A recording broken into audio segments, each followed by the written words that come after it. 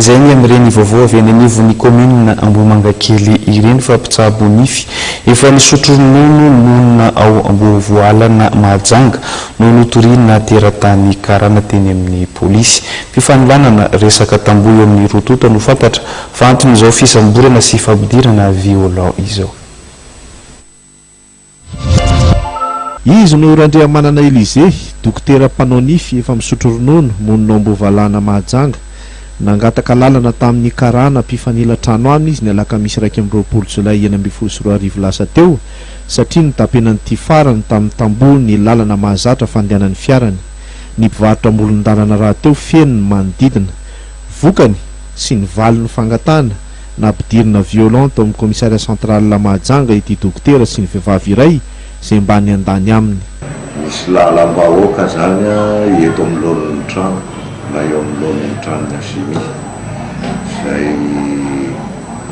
nanaovan'ny terrassement zany teo amin'lohan'ny trano ka tamin'izany fotoana zany le terrassement nataony zany mbola eo amin'ny 30 na 40 cm miala amin'ny niveau an'le lalam-bahoaka. Dia nagataka nagataka taminy ako mba asina rampe zany écartany tomobile eo amin'le terrassement nataony.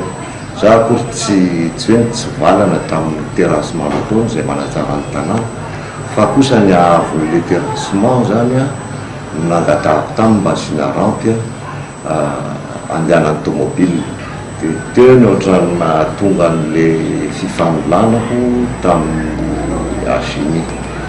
Efa eo anoloan'ny toy zavatra toy ireny manko zany dia vory foana ny vahoaka satria mpivarotra daholo eo amin'lohan'ny trano eo.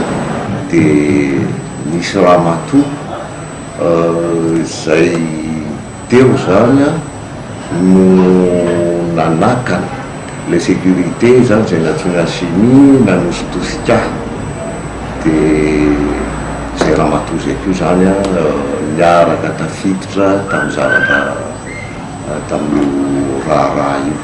Nalefa teny amin'ny fitsarana ambaratonga voalohany tao Mahajanga omaly ny raharaha araka ny fanambarany ny commissaire central ny Mahajanga.